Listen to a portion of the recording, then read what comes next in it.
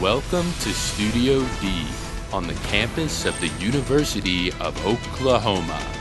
This is Sooner Sports Pad. Now, here's your host, Taylor Newcomb. Welcome to Sooner Sports Pad. I'm Taylor Newcomb alongside my very handsome co-host, Matt McCulloch and Mason Prince. Wow. We've also got a fabulous studio audience with us tonight. Guys, who's out there? Yeah, that noise you hear is the OU Junior Spirit Squad right here on the set. They're loud and That's proud. right. They're excited. I'm excited. Are you excited, Taylor? Tyler's excited. I'm so excited. We've also got Tyrus Thompson with us tonight. We'll catch up with him in a little bit. And I don't know if you heard about this, but Samaje Perine broke the NCAA single-game rushing record. We're going to catch up with him a little bit as well. And Buddy Hield is off to a hot start this season thanks to a busy summer of basketball. We'll fill you in on the star-studded pit stops and Hield's road to the NBA. And later on in Face Off, Matt and I debate which Bedlam game is our favorite. Here's a sneak peek. Matt is wrong.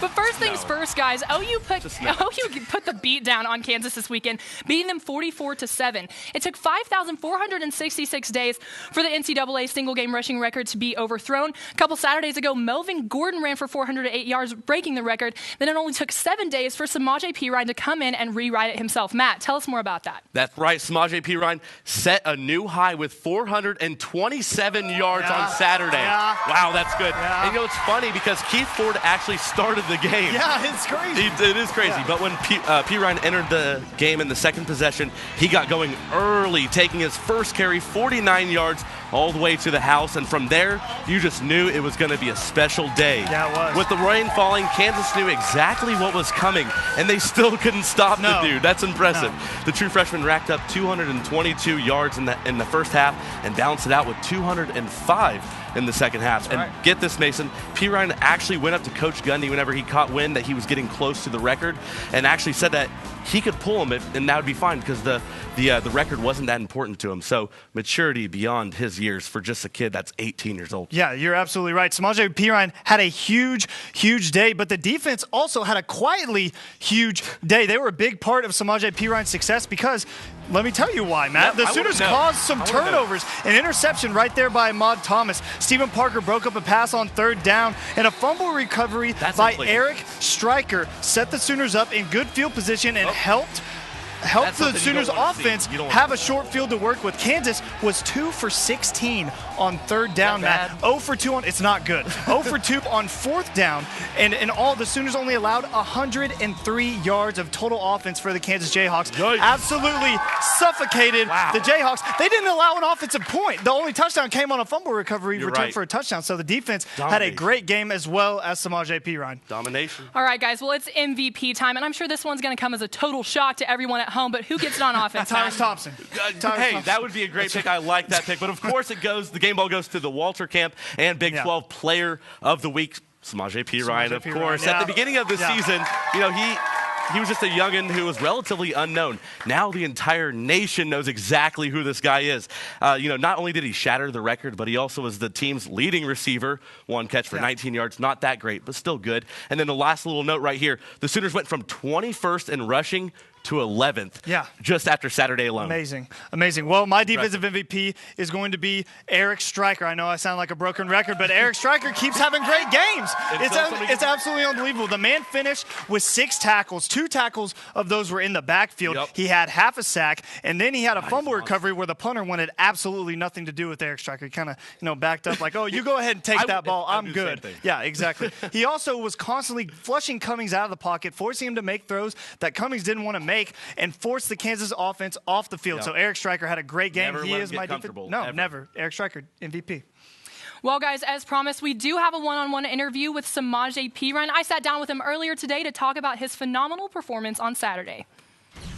They sent out a text to the whole team saying that we were on a few hours delay, and I just took that time to relax a little bit. And it was an earlier game, and we had to get up at like 7, so I just took that time to relax and get woken up, and just to get focused on what I had to do a little bit more. Well, obviously the delay seemed to serve you pretty well. You had a pretty good game. So let's just get right down to it. Obviously, everyone on the sideline probably knew that you were close to breaking the record. Coach Stoops left you in long enough to break it. But at what point in the game did you know that you were close to breaking the record? I really had no idea until a couple of players came up and told me that I was like I think they said 60-some yards away from the record. And it really didn't hit me that, that's such a big thing. I really never thought that in 100 years that I would, be the talk of something like that. And it's an exciting thing to, say that I did that. So do you think about records going into games? How often does that kind of stuff pop into your head? It really never has.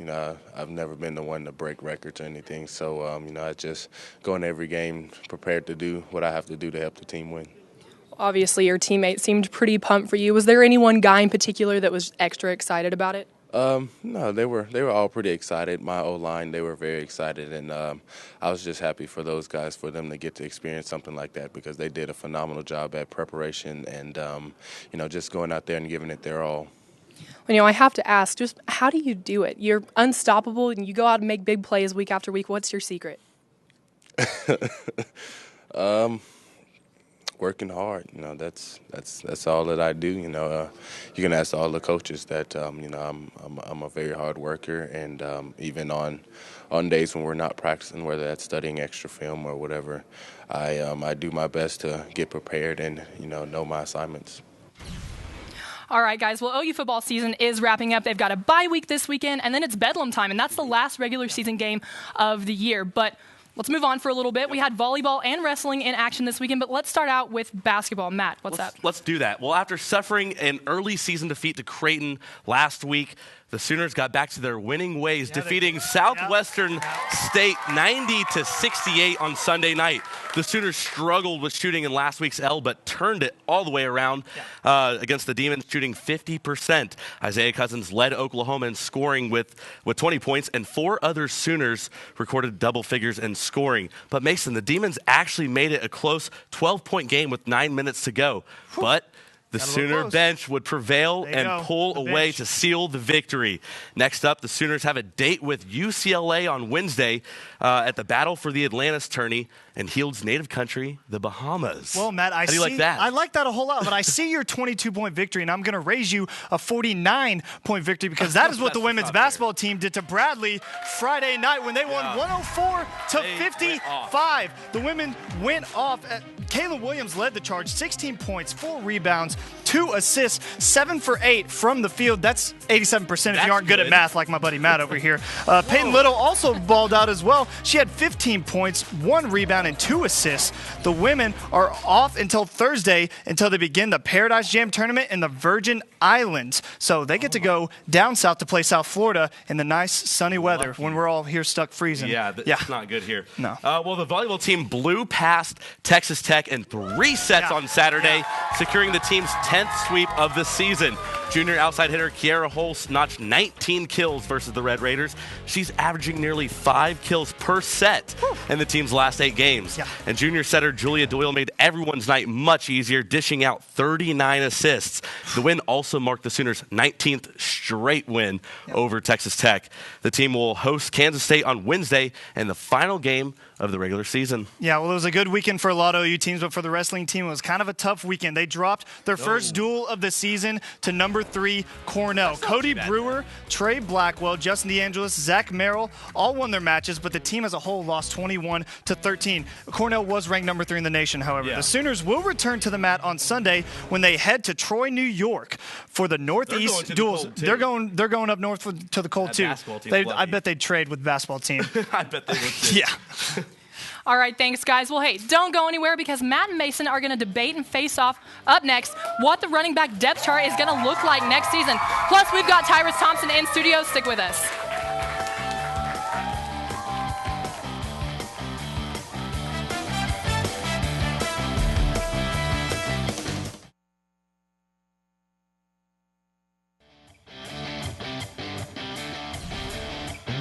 Welcome back to Sooner Sports Pad. It's time for Face Off. Matt and Mason are going to duke it out for the W, and I'm here with Tyrus Thompson. He's going to help me out with a face-off question later. But guys, first up, What will the Sooners running back depth chart look like next season, or are they even going to need one? Well, it's no secret that the Sooners have a whole slew of talent in the backfield, but on Saturday, Perine solidified what we already knew. He's the #1 guy. It's Perine and only Perine in my book. Okay. I'm not saying this solely based on what he did on Saturday, although that does help. What he's done is proved on the field all season long that he can carry the load, and as a true freshman, that's pretty impressive, and he's only going to get better from here on out. Well, you're right. Samaje Perine is the guy, but Alex Ross is a great backup to have. Alex Ross on the season averaging 47 yards a game, has 3 touchdowns, and I put Alex Ross as my #2 back above Keith Ford because Alex Ross is explosive. He's a home run hitter. We've seen it on special teams. Knees to chest. We've seen it against Tulsa on that 82-yard touchdown run. So Alex Ross, for me, is a great backup to have, and he is my guy that I'm going to have behind Samaje. Away from Samaje, yeah, though. that's fair. That's my only issue. That's fair. All right, guys. The Sooners honored former women's basketball star Stacey Dales by retiring jersey number 21 at Friday night's game. Who will they honor next? Well, before too long, the #3 will be lifted into the rafters. When I think of Oklahoma women's basketball, I think of Courtney Paris. Her career was not only great from a program standpoint, but also a national standpoint. She holds the NCAA record with 112 consecutive double-doubles. Are you kidding me? She was also named All-American 4 times. That's every year she was at OU. And that's just to skim just a few records. She has a lot. Google it. Right. Well, she's number 25 in your programs, #1 in Landry Jones's heart, and that is Whitney Hand because she was the face of this team for 5 seasons. She played 104 games in her OU career, started 103 of them, had over 1,200 points, over 500 rebounds, and just under 300 assists, 296 if you're going to be picky. She was the Big 12 Freshman of the Year in 2009, and she was on the academic all Big 12 team 3 times. So good on the court and off. Beauty and brains. And buckets. Exactly. All right, guys. Tyrus has got your final question. All right, to this day, what is the best Bedlam game? Well, you know, in the last 2 years, we've seen some really good Bedlam games, but I'm throwing it back to 2008 when the third-ranked Sooners beat Oklahoma State in Stillwater 61-41. And the reason why is this win just had so many. This one had so many implications. Big 12 championship for the Sooners, Sam Bradford winning the Heisman that year, and then a trip to the national championship game. Without this, and you have that flip though. That flip is pretty good. Without all this, with a loss right there, who knows? None of that could have happened. Well, Matt, you're wrong, and we're going to see why right here. You ready, buddy? Let's just go ahead and watch this when it comes up right here. This play right here, 2009 or 2012, Brennan Clay for the touchdown, the walk-off touchdown in overtime. And How the can ball that flip. not? And the ball flip. Blake Bell scoring with 4 seconds left in regulation to tie the game and send it to overtime. Look at him. But did he It's win exciting. the Heisman? Did they go to the No, national but I think championship Tyrus after this? agrees with me. Implications. All right, And that flip. Tyrus, who do you think won? Was it Matt or was it Mason? Mason, because I played in that game. That's right, Tyrus. That is right, Tyrus. Yeah. Nobody loves Sammy Let's D take anymore. a look. Hey, guys, it's over. Let's take a look at this week's tweet of the week. It's coming from former OU football player Gabe Eichert. He said, Samaje P right now holds 2 major FBS records. 1, most rushing yards in a game ever. 2, oldest looking true freshman ever. #Boomer. Well, hey, stick around because Sooner Sports Pad isn't over yet. We're going to talk with Tyrus Thompson more, and we have a very exciting and festive Sooner Sports Pad challenge coming up for you guys just in a little bit. Stick with us.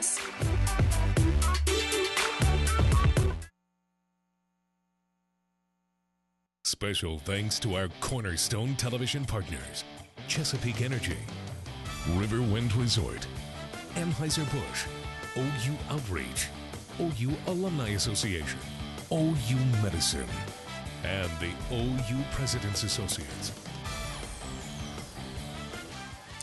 Well, he's off to a hot start this season, but Buddy Hill's basketball journey has been a long and winding road.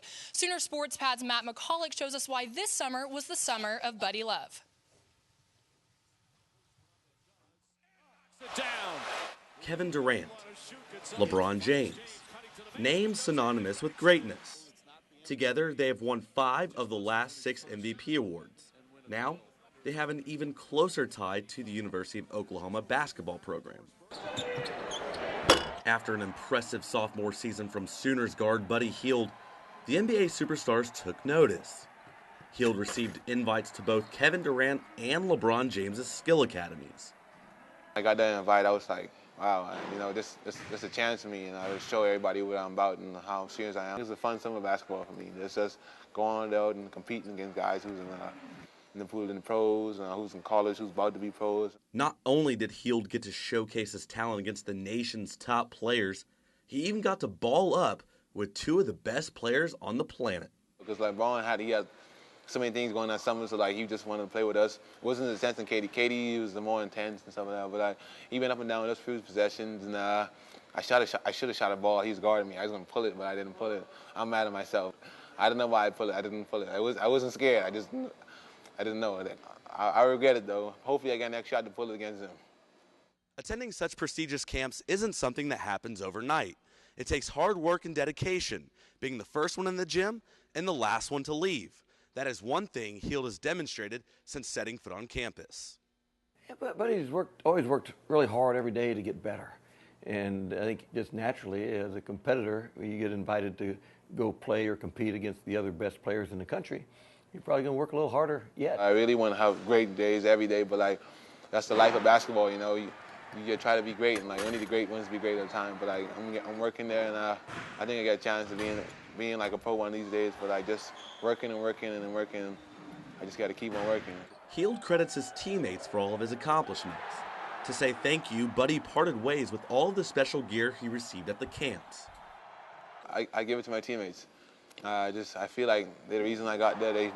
They got me open shots. They hit me in the right spots. They know where I'm comfortable at, and I feel like they deserve it more than I deserve it. And it wouldn't look cool for me coming from all those camps and me just showed off my gear. There's nothing phony about Buddy. It's almost sometimes you think he's kind of putting someone on with his friendliness and his outgoing personality, but no, that's the way Buddy is. He's just got a very good knack for, again, doing things that make others feel good when they're around him. But the summer of Buddy Love wasn't over just yet. In August, Heald donned the colors of his nation at the FIBA Centro Basket Championship. I went to play in the Bahamas national team up in Mexico, so that was a good experience for me. I haven't played in my country in a long time, so I was just overwhelmed. And my mom being in the team he played, I was more happy because she was there too and supporting me as well. A summer for the ages, a once-in-a-lifetime opportunity. Buddy Heald's basketball journey has taken him all across the map, but people that know him best say his journey has only just begun. Matt McCulloch, Sooner Sports Pad. Well, guys, basketball season is officially a go, so if you want to see Buddy Heald and the Sooner basketball team in action, they'll be back in Norman on December 5th against Missouri. But now Matt and Mason are standing by with Tyrus Thompson. Guys. Tyrus, thanks for joining us. Yeah, no problem, man. Thanks for having me. Yeah, no problem. Absolutely. Well, the offensive line has had little to none injuries on that line. You guys have been together all season long. How has that helped you guys as a unit? I'm going to have to knock on wood first off now. But my bad. That's my bad. I quit. Yeah. But, no, it's definitely good for us just being gelled together and, knowing what the other one's thinking. And without verbal communication it works really well for us. Mm-hmm. Well, Samaje had that huge game, obviously, and he gave all the credit to you guys as an offensive line. But as we know, he's kind of a freak. How much is it a combination of the two, you guys as a unit and Samaje? It works out really great, man. We have a great offensive line, great fullbacks, great tight ends, and a great running back. You put them all together, this is the kind of stuff you get right here. So it's just a dream rope for a run game. Well, he brought you guys pizza after the West Virginia game to say thank you. Has he done anything yet? Or? Yeah, he got us some Chicken Express, man. Really? Yeah, two big box fulls, so it was pretty good. Love that guy. We got some left at Todd's house. We'll go hit it up later. Oh, nice. Well, I think Taylor has an audience question for you. All right, Tyrus, we in the audience, we're all dying to know, what is your favorite movie to watch with your kids? Oh, I guess The Princess and the Frog. That movie, so yeah. Yeah. All right, guys. Well, coming up in this week's Sooner Sports Pad Challenge, pumpkin pie may or may not be involved. Stick with us.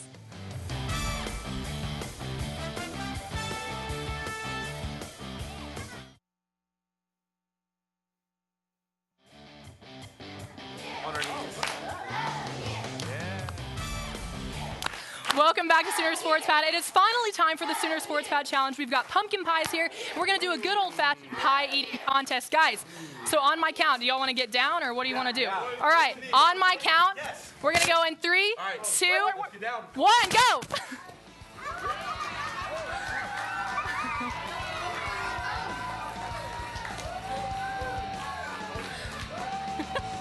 Matt, come on!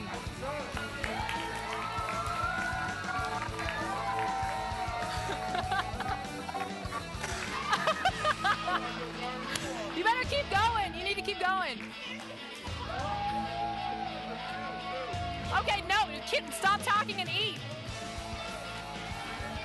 Matt, that's weak. That's so weak, Matt. So weak.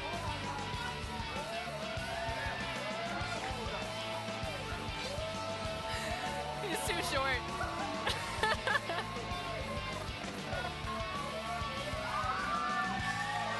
All right, it looks like, I don't know, is Tyrus winning? I don't know. Matt's not doing good at all, but neither is Mason. So I think Tyrus is winning right now for sure. Tyrus, you better keep going. You've got the lead right now. Don't give up now. Guys, come on. You guys look like a bunch of wimps.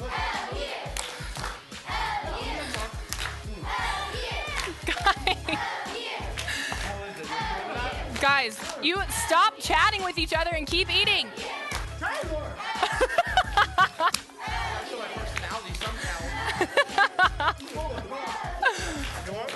No, I don't want any. No, I do not. Tyrus, I'm disappointed in you. I gotta make my way. Oh gosh, all right. It's getting in here, guys.